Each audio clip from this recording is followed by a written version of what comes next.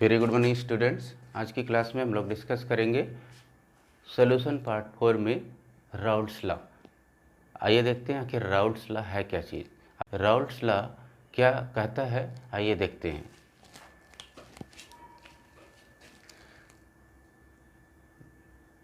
This law states that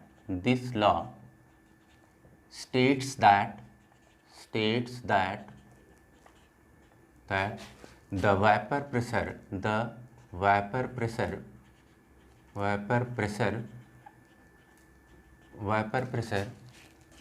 of a component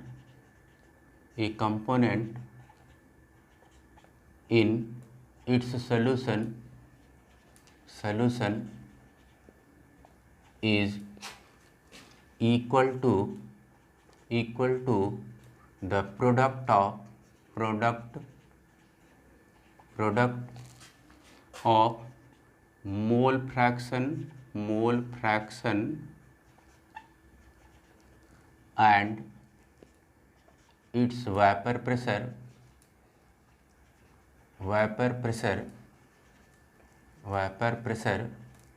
in pure solvent, in pure condition. You can say it in pure condition. Mathematically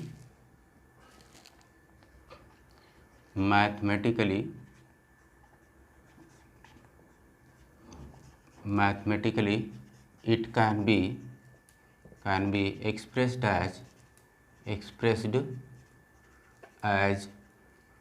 P1 equals P1 naught x1, where P1 is vapor pressure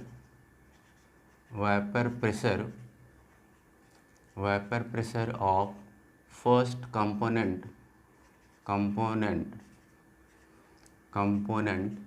in solution। ये solution में पाए जाने पर इस first component का vapour pressure है, और P1 not is equal to vapour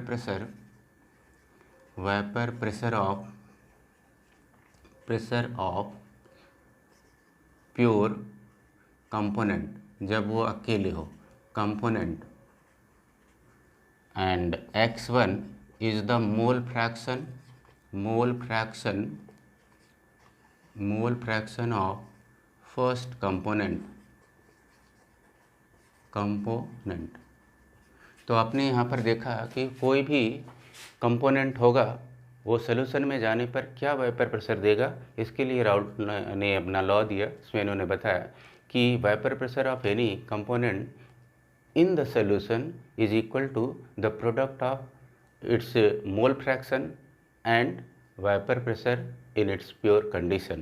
अगर प्योर कंडीशन में वेपर प्रेशर P1 नॉट है और सोल्यूशन में जाने पर उसका वेपर प्रेशर P1 हो जाता है, वहीं पर सोल्यूशन में उसका मोल फ्रैक्शन x1 है, then we can say that P1 is equal to P1 not x1। ये हमारा कंपोनेंट 1 के लिए है। सिमिलरली अगर ये कंपोनेंट 2 है कोई, let it is also for component 2, component second या 2 कह सकते हो, we can have P2 equals P2 not x2,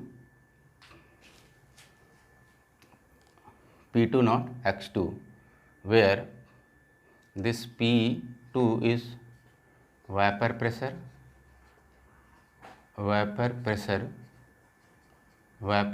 of second component in solution में जाने पर इसका कंपोनेंट हो गया वेपर, और P2 नॉट क्या हो जाएगा, P2 not is vapour pressure of second component in the pure condition, whereas x2 is the mole fraction of second component in solution, second component in the solution में second component का mole fraction है। तो यहाँ पर चाहे वो component 1 है चाहे कंपोनेंट 2 है, अगर वो वोलेटाइल है तो निश्चित रूप से उसका वेपर प्रेशर जो सॉल्यूशन का है उस पर इफेक्ट पड़ेगा। तो इस तरह से राउल्ट ने बताया कि कोई भी कंपोनेंट है उसका सॉल्यूशन में जाने पर जो भी वेपर जनरेट करेगा उस वेपर का वेपर प्रेशर जो होगा वो डिपेंड करता है उसके मोल फ्रैक्शन पे और डिपेंड करता है किस पे, उसका प्योर फॉर्म में जो वेपर प्रेशर होता है। तो इस तरह से अगर P1 हमने लिया तो P1 equals P1 not x1, अगर हमने P2 लिया सेकंड कंपोनेंट के लिए सॉल्यूशन में वेपर प्रेशर तो P2 equals P2 not x2 होता है। इस तरह से राउल्ट ने इस लॉ को दो फॉर्म में दिया कि ये हो सकता है कि हमारा एक कोई सॉल्यूट होगा जो कि सॉलिड फॉर्म में है, वो भी डिज़ोल्व होता है, तो उस सॉल्यूशन का वेपर प्रेशर क्या होता है। और अगर कोई सॉल्वेंट में दूसरा सॉल्यूट ऐसा हो जो कि नॉन वोलेटाइल न हो करके वोलेटाइल हो, तो उस पर क्या इफ़ेक्ट पड़ता है और उसकी सॉल्युबिलिटी को हम कैसे जज करते हैं और उसका क्या फार्मूला बनता है, उन सब बातों पर उन्होंने बताया। अगर तो इस तरह से अगर हम देखें तो राउल्ट लॉ को दो फॉर्म में हम लिख सकते हैं। तो देखिए हम राउल्ट लॉ को इस तरह से कर सकते हैं, राउल्ट्स लॉ ये दो फॉर्म में हम शो कर सकते हैं। For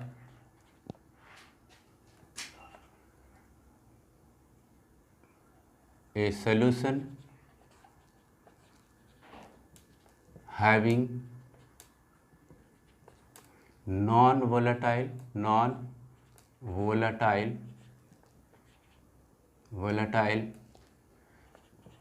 solute and volatile solvent and दूसरी कैटेगरी हम ले सकते हैं for a solution having solute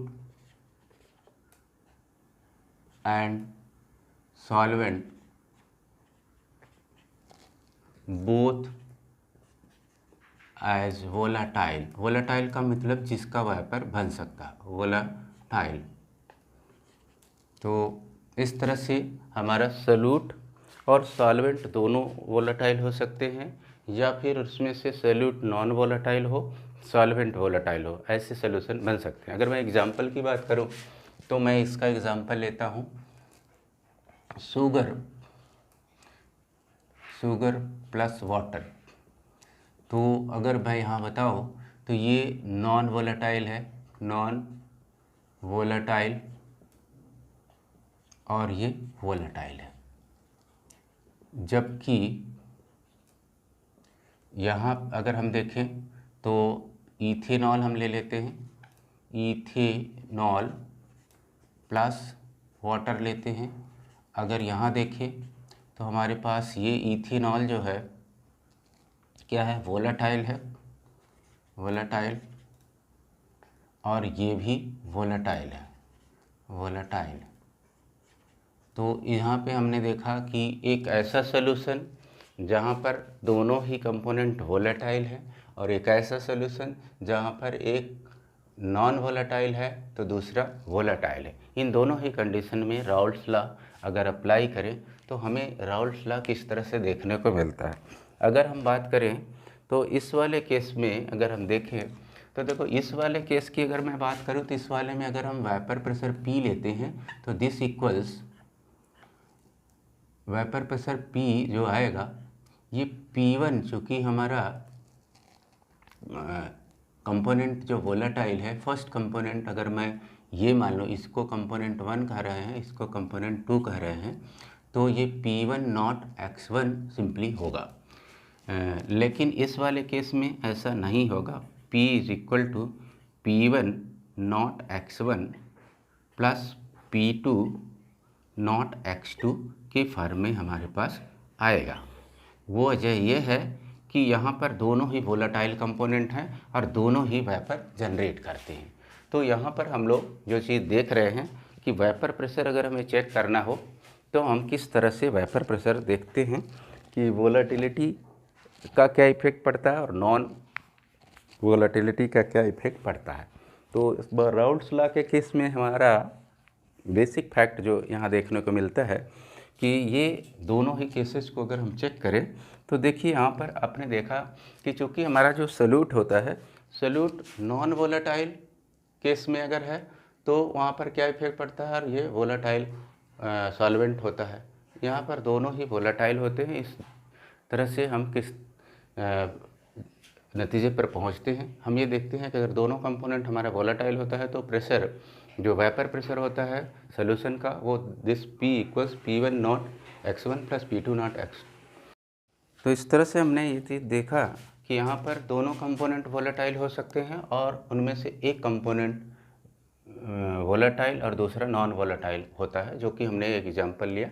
देखिए यहाँ पर शुगर हमने लिया है जो कि नॉन वोलेटाइल है जबकि वाटर वोलेटाइल है। अब ऐसे केस में अगर हम देखें तो जो वेपर होगा, वेपर सॉल्यूशन के फॉर्म में जब होगा तो वो कम बनता है, ऑब्जर्व किया गया है। लेकिन प्योर सॉल्वेंट में वाटर का जो वेपर चेक किया जाएगा तो वो ज़्यादा होगा। तो ऐसे केसेस में क्या होता है, सॉल्युबल जो वेपर प्रेशर होता है वो चेक करें अगर तो कम हो जाता है। तो अगर हम यहाँ देखें कि for a non volatile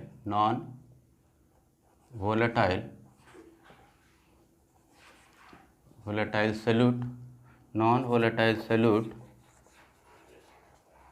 in volatile solvent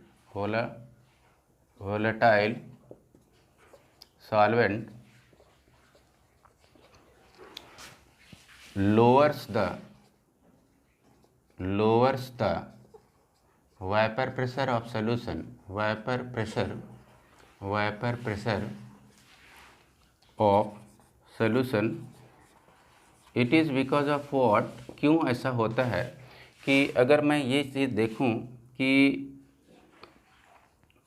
P जो है P इज़ लेसर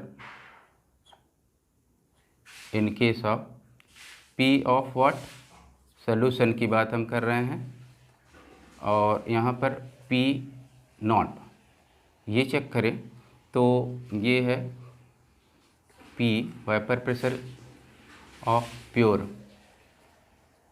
सॉल्वेंट। ऐसे में अगर हम चेक करें तो हमारे पास क्या मिल रहा है कि P not minus P is lowering, delta P is known as lowering of vapour pressure, lowering of vapour pressure को हमने VP लिख दिया।